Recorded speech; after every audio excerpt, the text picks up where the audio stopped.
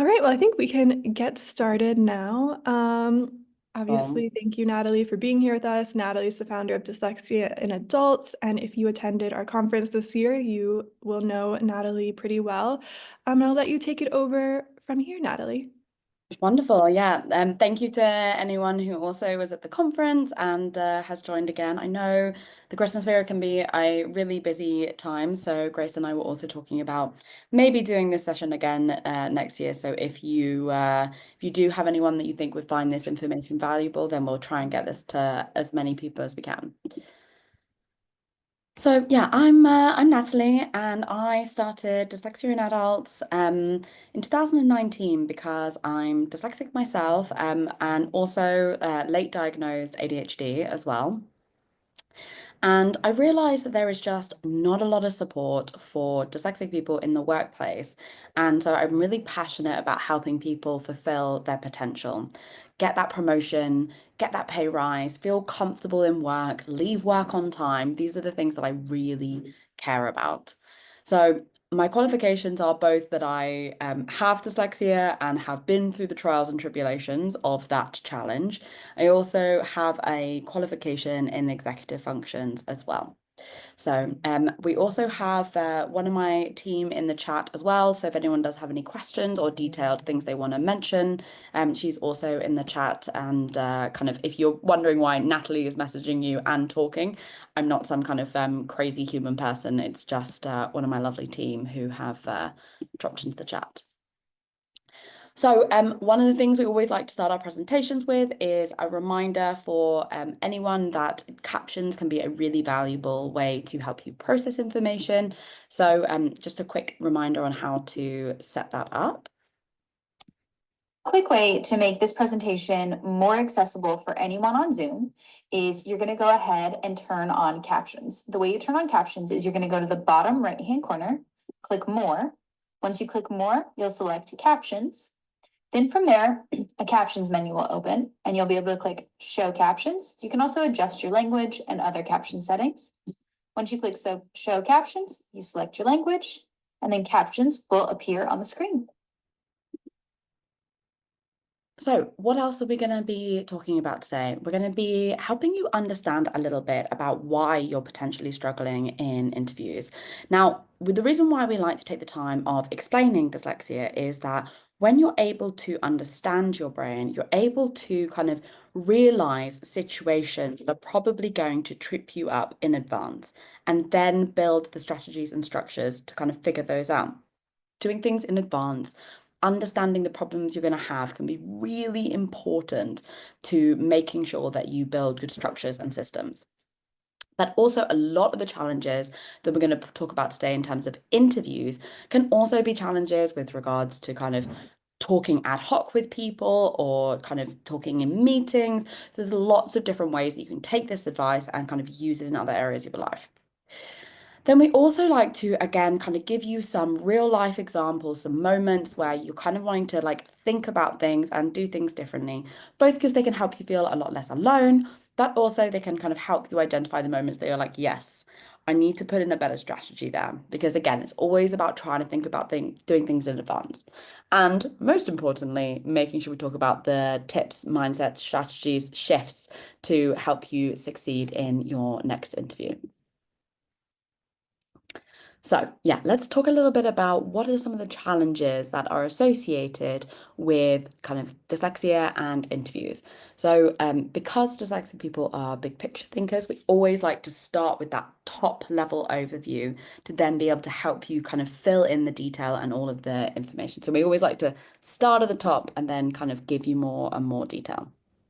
Um, so yeah, interviewing is one of those challenges with dyslexia that is kind of tripping you up on multiple levels and can feel really frustrating. But like I said, one of our key missions as a business is to help people feel capable, confident, and able to achieve their potential. So nailing interviews to get you that job that you're going to kind of succeed in is essential. So the first thing is working memory, which is such a gnarly challenge for so many dyslexic people. Now, many of you might have heard of working memory and know what it is. But for those of you that don't, or if you haven't heard it before, like here's just a quick overview and a quick reminder. So your working memory is the part of your brain that's kind of getting the question and then kind of going back to the filing cabinet and going like, okay, so how do I want to answer this? And it's storing all of that there for a short period of time to be able to then process and kind of put together sentences and answer the questions. So it's essential for solving tasks, learning new information, and understanding what you've been asked. It's kind of this like sticky note in your brain that's being used to keep information temporarily. But here is the problem is that in modern day life, we are overutilizing working memory. And particularly as dyslexic people, we have a much reduced capacity that can often catch us out. If you think about it, if, interviewing means you've got to hold a question in your head, then you got to go back to the filing cabinet, pick out the answer. And if it's got, a complicated answer, there might be 2 or 3 things you have to remember. Then you've got to put all of that together in a kind of well-structured format. All of that relies on working memory. And when it gets overloaded, it just kind of goes kaput. So working memory can be really frustrating challenge to deal with in this circumstance. The other thing that is just really annoying, but we're starting out with like the most annoying part, and then we're going to kind of get better as the presentation goes on, is that cortisol actually makes your working memory weaker. And so being able to kind of recall details, be able to kind of communicate more smoothly and clearly when you are stressed, in an interview circumstance, is actually really, really difficult. And that might be why you find that your dyslexia gets worse when you get frazzled, your dyslexia gets worse when you're stressed, your dyslexia gets worse when you're tired. Often it can actually be your working memory getting weaker. The other thing that is a really important thing to understand about dyslexic people is that we're nonlinear thinkers. So basically what happens is that our brains kind of like love this big picture. And so we kind of got all of these interconnections, all of these ideas. And so kind of unpicking them all and kind of grabbing them and kind of synthesizing them and then spurting them out the other side in a kind of simple and easy to understand format can feel really stressful. So, non-linear thinking can make you feel like you kind of rambled around the point or not explained yourself like smoothly or kind of concisely. So that can also be a really difficult challenge. Also kind of connected to that big picture kind of concept is, we have all of these interconnections and all of these ideas that then can also feel like, what do I want? And, which one should I pick out? So narrowing down those thoughts, as well as kind of organizing them, putting them in together in a simple format can feel really, really difficult. And these kind of things like linear thinking can be really difficult when there's so many expectations and phrasing that kind of we're taught with interviews. And there's kind of like a bit of a set dance that, can kind of flip up our non-linear thinking when it comes to interviewing. So it could often feel like you're worried about being kind of misunderstood, or you feel frustrated, or maybe you're worried that you haven't got your thoughts across in a kind of clear way. That step-by-step element of things kind of is difficult because of your lack of linear thinking. So often that kind of dance, as I was saying with interviews, of, they're going to ask you a question and there's kind of a set way to reply, just doesn't quite work with our dyslexic brains. Not only can we not hold all the information to be able to kind of put that out in that way, but also then being able to kind of format it in the way they're expecting can be difficult for so many of us. So kind of as a result of that, you have that increased stress, increased anxiety that then ultimately impacts cortisol working memory. And it's just a kind of a horrible cycle you can get caught in. Also, for many dyslexic people, we have had years of, just thinking that hiding is a good strategy. Often we are actually hiding our dyslexia rather than building strategies for it. So that can create a lot of fear around being found out or seen as a failure. We also are often stuck in low confidence habits. That means that the things that you are kind of doing, they are kind of built on a foundation of low confidence, and before you know it, after kind of decades or years and years of being dyslexic, you don't realize that you're kind of stuck in these low confidence habits and aren't really able to kind of think about things and how to do things differently that might really help you. These kind of, let me give you an example of a low confidence habit. It might be kind of being like, oh, yeah, sorry, I think I probably rambled there, rather than just saying, okay, so let me just clear that up because I think I, explained a couple of points there. Things like that, and, dealing with things confidently is essential for managing dyslexia successfully, but it can feel so hard. So that was a little bit about the challenges that you may have and the context of things and giving you that overview. And then we'll just go into a little bit more details, and then we'll start straight onto the strategies. So yeah, I think, it can feel really impossible, these kind of high pressure situations, trying to kind of manage a brain that just doesn't feel like it was built for a lot of these things. So, we've talked about working memory, and what that often looks like is, difficulty with the key details, because there's only so many things your brain has got capacity for. It might be difficult to remember key dates, names, or examples during interviews. Also, it can be difficult to remember the kind of full extent of the question. So you might get to the end of your ramble and think, geez, what was even the question? All of these things can really increase self-doubt and make you feel really embarrassed, and like your brain isn't at its best when you needed it the most. Then also, neurodiverse people can often be known with a slower processing time. Now, I want to make crystal clear that that doesn't mean we can't process absolutely anything. There's no amount of information that we can't understand, but the time and the way we need to process it can be a little bit of a tricky thing to navigate and can feel really frustrating.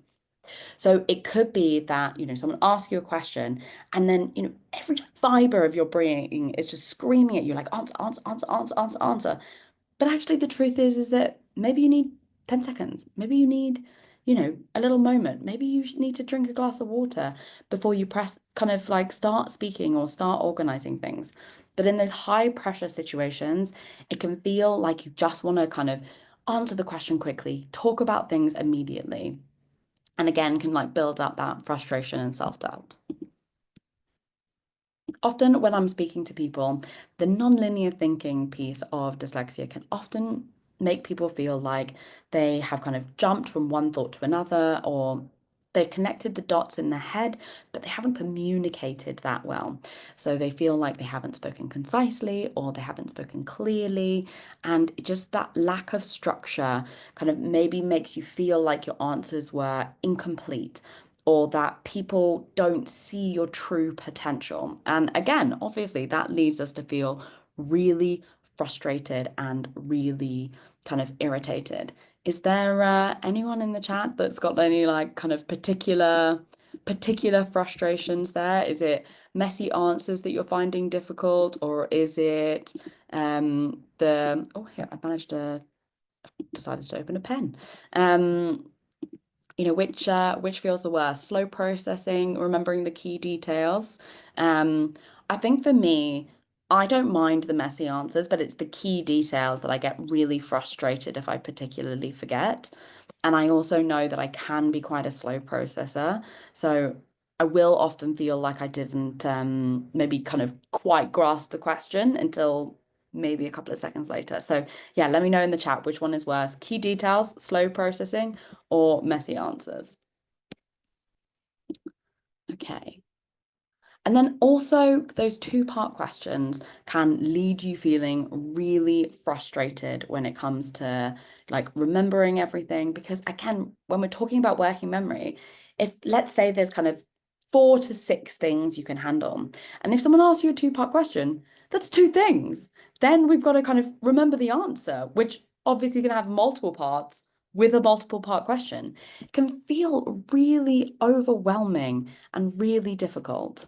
So yeah, lots of challenges and lots of difficulties there. But let's start diving into the managing part and talking about what you need to start working. So we've got 8 strategies here that we're going to help you think about in terms of managing dyslexia in interviews. And, I want you to remember that we've tried to think about different people, different circumstances, different moments, and different things work for different people. So it's really important to kind of take the learnings that we talked about at the front with understanding your brain and thinking, yeah, do you know what? This is my challenge. I'm particularly difficult with messy answers, or I'm particularly struggling with key details, and modify these strategies to fit you. You probably don't need all of them. 1 or 2 of them can make a huge difference. So try and think about which one is right for you based on the challenges that you may have had.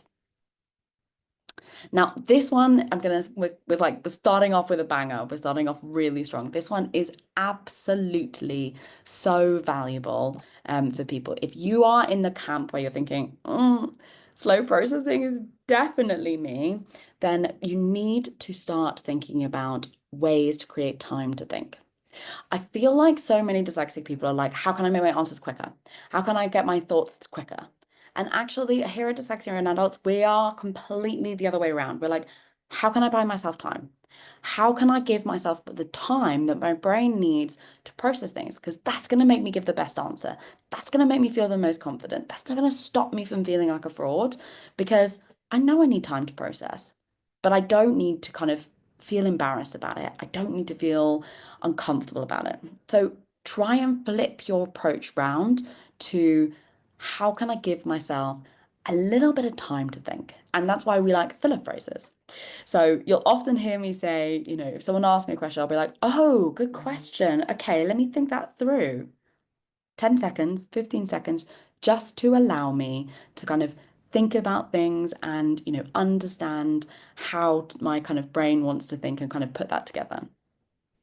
They don't have to be scary phrases, but just little things that can allow your brain to kind of process things.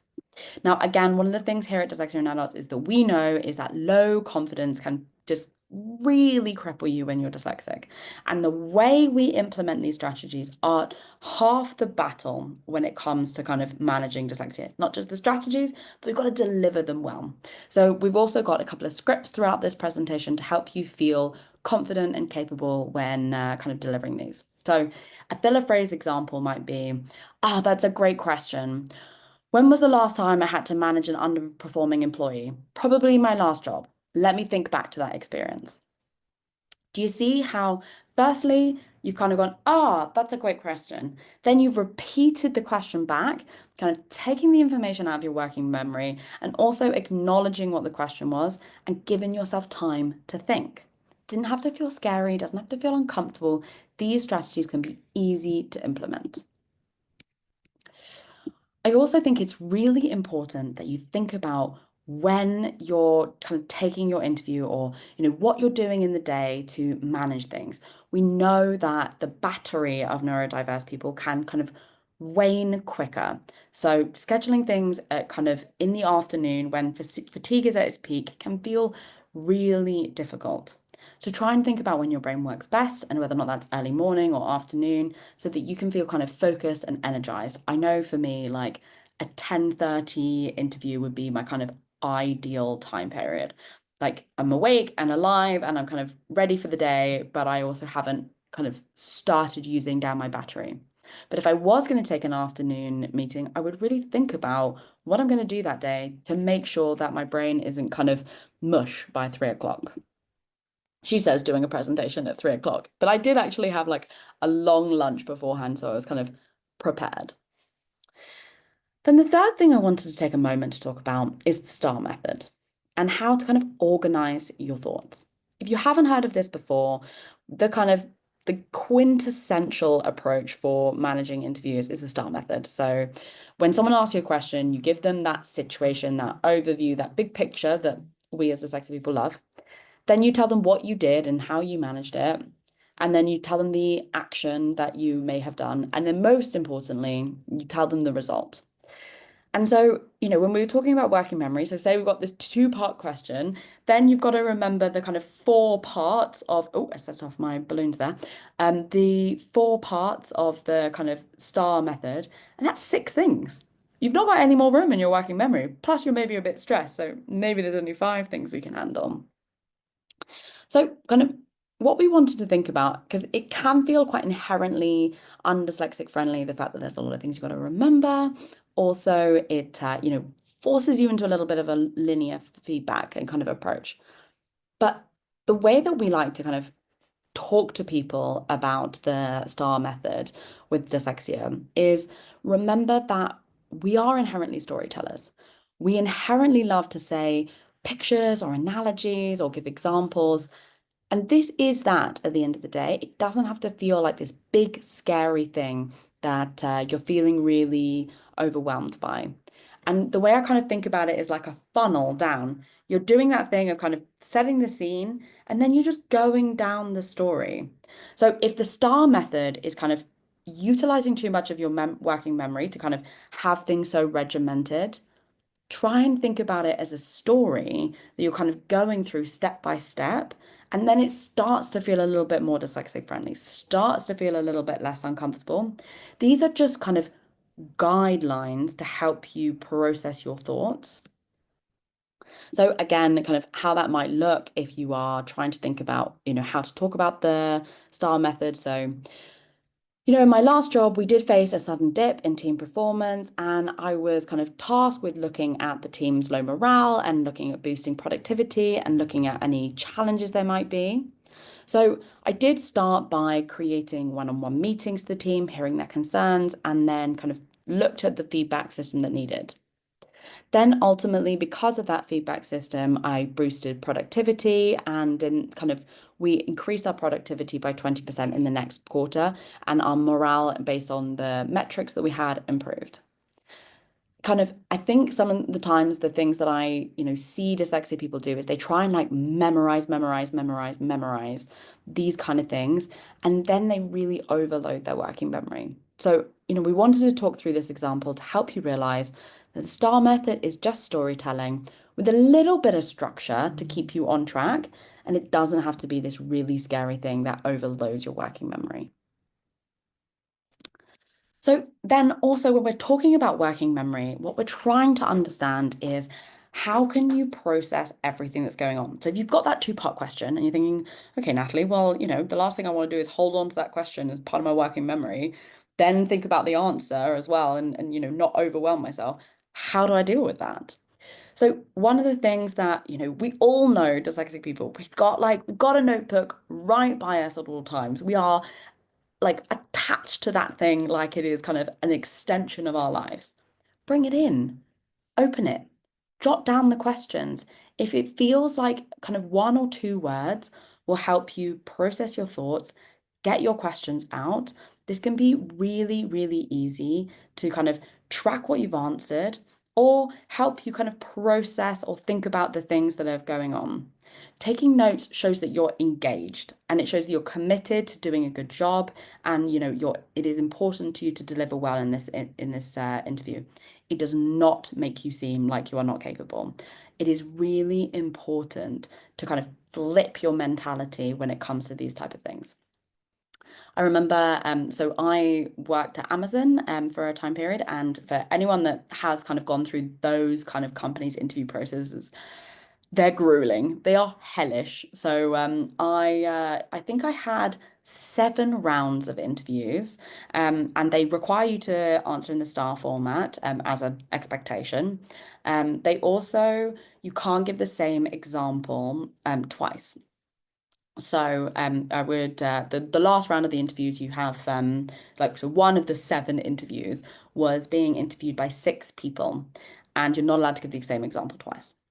So I had all of my examples open as a notebook on me, and I would just tick off which example I had used and which one I was going to use again, because I was committed to making sure that I utilized all the correct examples. I was committed to making sure I had things well explained, and at the end of the day, I was always going to need that kind of approach and that way of working in meetings. And what was the harm in showing it straight up front? If they were going to have a difficulty in me taking notes and writing things down and processing things in the way that I needed to at interview, best I find out there, because it's going to be the same challenge when I'm in meetings as well. So yeah, try and flip your narrative on taking notes and writing things down. Just 1 or 2 thoughts can really go a long way. The other thing is that a clear accommodation can be asking for questions early. This can help you kind of deal with that slow processing piece, but also deal with that non-linear thinking piece and kind of create some structure to your answers. Now, this might be something that you've kind of thought of before, but never done. And it can feel really scary. And here's kind of a few things that I like to say to people about this kind of thing.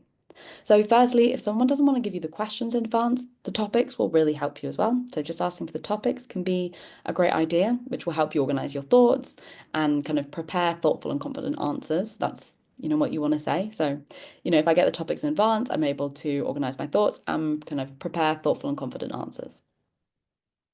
In addition to that, I think one of the things I really want to impress on you is that you shouldn't be working in an organization that won't give you the questions in advance. Because why are you putting yourself in a situation that ultimately is going to be difficult down the road? At Dyslexia in Adults, we are determined that we need to stop hiding as strategies for dyslexia and kind of build strategies that work to help you feel successful, to help you feel capable, to get you that job that you deserve, get you that pay rise, get you that promotion. We deserve it.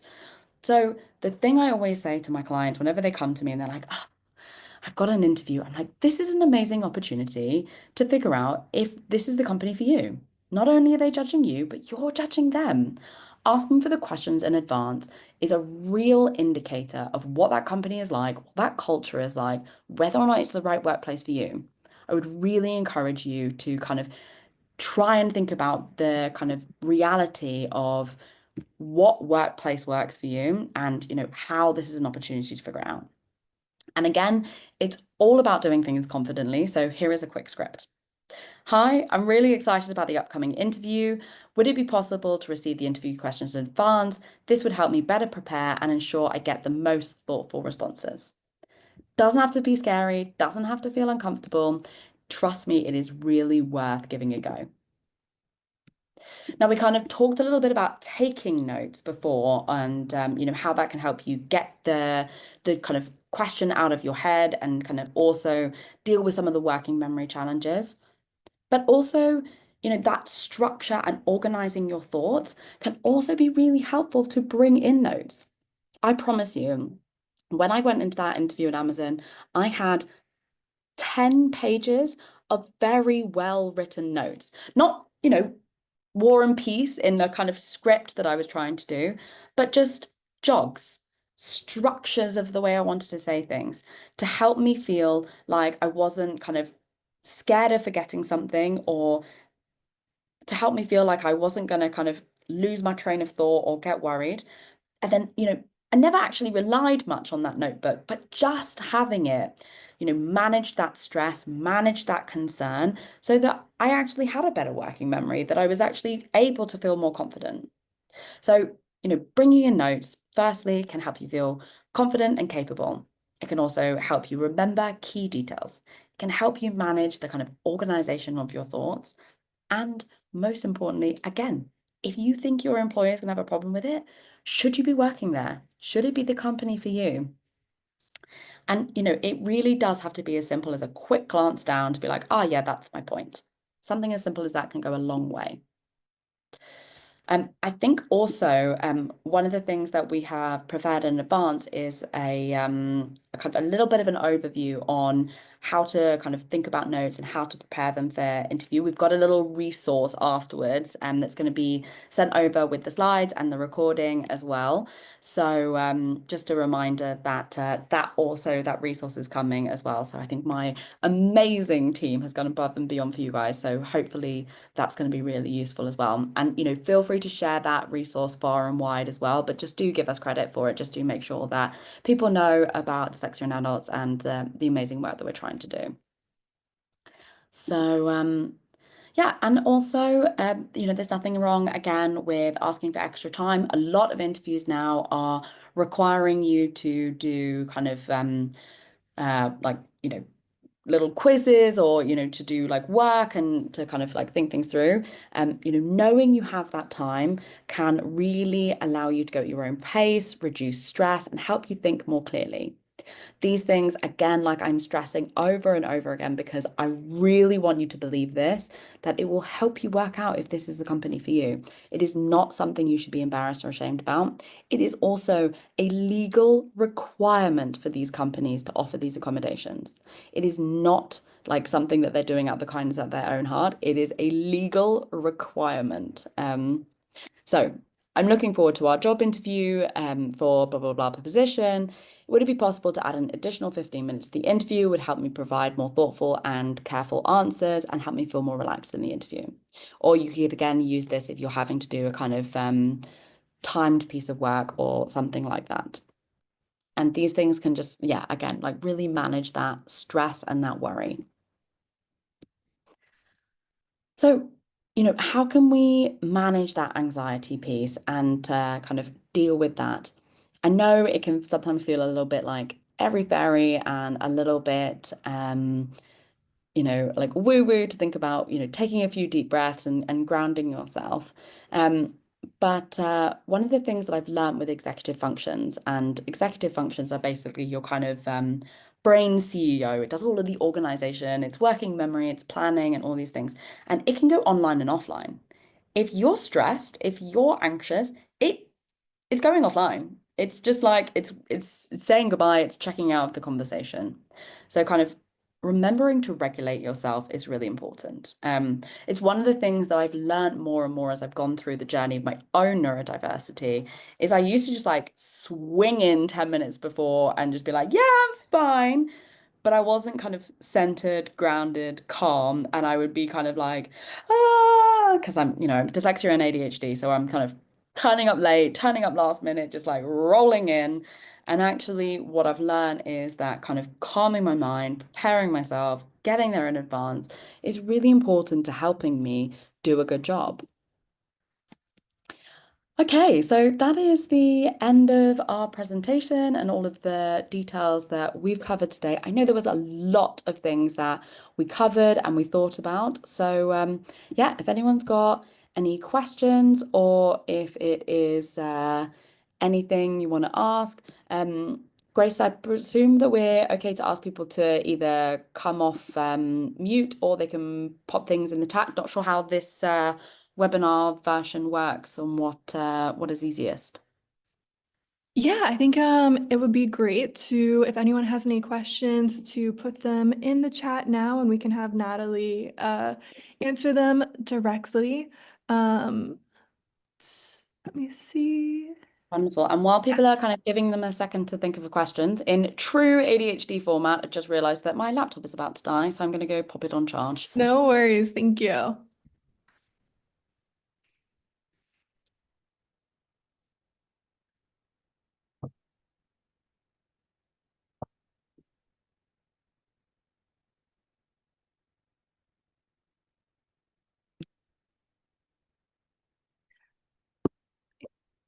And yes, we are going to get access to the PowerPoint. So you will be able to have a copy of the interview or of the PowerPoint. Enter. Disconcerting. My laptop is plugged in, but not yet charging. So we'll No worries. I think so if you have a question, answer it in the Q&A, I believe, not the chat, because I think the chat might be disabled. Oh, wait. Let's see. There we go. Okay, yes. Now I Yes. have the chat enabled for everyone. So you should be able to ask a question in the chat or on the Q&A. Okay, here's a good question. How do you answer a question about your weaknesses? Oh, great question. So I think the thing I always say to dyslexic people about, managing the challenges of dyslexia is the problem is that we often have these kind of low confidence habits, like I talked about, and one of those can be feeling like a burden, feeling like we're not good enough, or, that we kind of have to deal with our challenges ourselves. And so what I often see is people taking on 110% of the responsibility for their challenges. And instead, I like to think about 80% and kind of 20%. As dyslexic people, we are hardworking, determined, resilient, kind of committed people. And that's wonderful. So let's take on that 80%. Let's kind of go to these sessions and learn what works for our brain and maybe have to work a little bit harder from time to time, not all the time, but from time to time. And let's be honest about the 10 to 20% of reasonable support that we can get and that we might need. So if you're kind of thinking about a dyslexic challenge, and let's kind of pick something like working memory, which is just a kind of a universal challenge that so many people will be struggling with. I might say something like, one of the things that's important to understand about me is that I'm dyslexic, and so therefore I do have quite a unique set of challenges comparative to other people, but I also have a unique set of strengths. One of those challenges that I do often find is working memory. And so that means that any verbal instructions that I'm being given, it's just really important that I have time to process them or have the ability to write them down, or I know I'm going to be able to get them in another format, email, follow up, anything like that, recording, whatever. And I would kind of showcase how committed you are to managing this. So I would say, I know working memory can be a challenge for me. So I've been attending, Dyslexia London events, and I've been researching dyslexia. Maybe you come to some of our events as well. I listen to dyslexic podcasts. I've done some training to understand what my brain needs and what works for me so that I can kind of manage this challenge best that I can. And here's some of the examples that work for me. So I would say something like that. I would kind of put the challenge out there, and then I would make really clear the 80% of work that I have done to manage that. And then I would say, here's the 20% that, maybe I need from you, or that maybe that will help me do my best. And that gives the employer the opportunity to be a total loser and think you're a nightmare, and we walk away from those companies. Or it gives them the opportunity to go, do you know what? They've worked on themselves, they've committed to managing this well, they're clearly confident in, how to manage this challenge. Sounds great, can't wait to work for you. That's how I would manage that. Hope that helps, Kevin. If you have any more kind of specific things you want me to kind of redo with an example, feel free to drop it in. And then Stuart says, hi Natalie, how would AI affect neurodiverse works? Stuart, I've got some thoughts. Not so much at interview, maybe later down the line. I keep changing my mind. AI can be great to help us, but I'm worried that in the future it's going to be used to mask problems, which could be masking disaster for future. So, Stuart, we actually do neurodiverse training on AI. So, we just did a presentation last week to BCG where we broke down how to manage your dyslexia and ADHD with using AI. We are really passionate about how much it is a huge step forward in the challenges of dyslexia. Because what we see on the front line is that although tech has gone a long way and it is really helpful, some of the more knotty dyslexic challenges, like we've talked about here, of like non-linear thinking and breaking down your thoughts and that big picture, there's not quite the tech out there until AI kind of burst onto the seams. So what we're finding is that AI is taking the more complex, gnarly, frustrating, kind of little understood dyslexic challenges and really managing them successfully. So we kind of are really passionate about that. And yes, just like my team said, Katie, we actually have we did a 1 hour presentation on how to do this, and it is up on our YouTube. Dyslexia in Adults is the name of the YouTube. If you want to check it out, we ran a massive "What if dyslexia was easy" campaign as for October and Dyslexia Awareness Month, where we had about 1,000 people, manage. Learn how to make dyslexia easy, and this was one of them. So, and also if you do have any other companies out there that want to do any of this kind of work of, how to utilize AI or individuals, anything like that, we've got lots of resources like that. So yeah, I'm really positive about the opportunities. Now, that is to be said that obviously it's more challenging for like society and kind of all of the different things that are going to kind of come from AI. But the truth is that it's here and it's here to stay. So let's utilize it, is our opinion. Thanks so much for the question. It was nice to be able to kind of shout about one of our flagship pieces of work that we're doing. Any? Great. I think another question that would be good to go over is how do you handle when the interviewer isn't the same person as who was doing like the phone screening or that original kind of conversation you had? Yeah, I think it's all about feeling comfortable and confident. So, if someone is new or if someone, you haven't spoken to before, um, I would just say again, I'm dyslexic and, I spoke to this person before and, this is what we agreed. If you have any questions, feel free to ask me. And I would just, really prioritize making yourself feel confident, low stress, because that's going to help you do your best. And there's nothing wrong with being dyslexic. There's nothing wrong with any of the accommodations that we've just suggested or the ways of working. So don't shy away from it. Don't feel afraid because that doesn't help you either. So yeah, I would just really encourage you to try and be as comfortable and confident as possible. The other thing I would say is that if someone is new and you're kind of like, oh God, I would just remember that we're big picture thinkers. You need to build up that big picture. So if I didn't know the person that I was kind of interviewing and I felt like I'd lost that rapport, I'd build it back up. I would take the time to be like, so, I was speaking to the screener and now what you're interviewing, is there a reason that this has changed? Is there something that kind of you work on that they don't? And, understand what you need to understand. Ask those questions, build up that big picture, because that can help you again tailor the questions to them and make things more specific.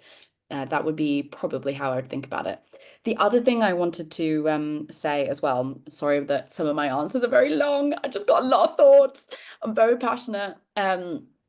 The other thing I always like to say to people, if you're feeling really nervous about asking for any of these accommodations or putting yourself out there, the one thing I like to say to people to kind of help them deal with that is tell them other companies have done it. Even if they haven't, who cares? They don't know. Say that your last interview did it. Say that your last company did it. Say that it's something that you found that a lot of companies are offering for dyslexic people. Say, hi, I just wanted to ask, would this be possible? As this is something I've received in the last 3 interviews. Like make them feel bad for the fact that they think it's a problem. Because it's not. If you can say, oh, this is something my last company did, this is something my last interview did, and this helped me be successful, make them feel uncomfortable for turning you down. That's what I always like to say is the last company did it, why shouldn't you? Okay, we've got Stuart's question. Is there a reason why AI can't just diagnose neurodivergence? It's a list of questions and judgment. Hey presto, the waiting list is God. Stuart, you've got some solid dyslexic thinking going on there. I think it's just time.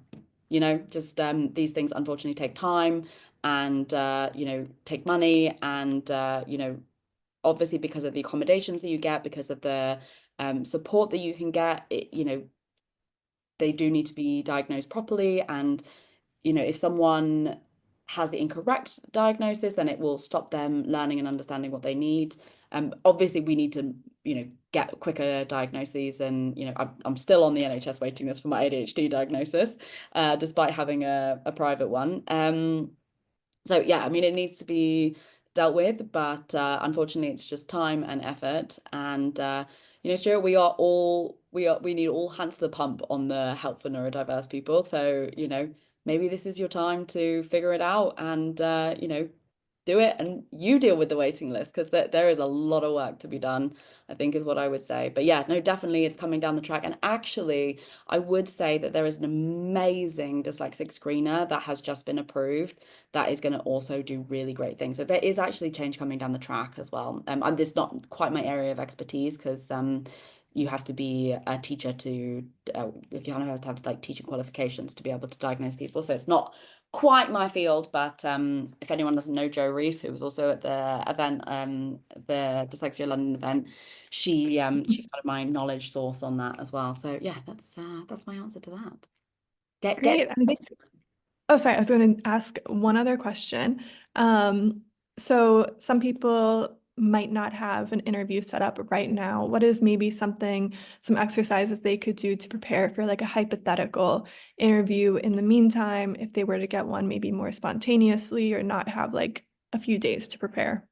Yeah, sure.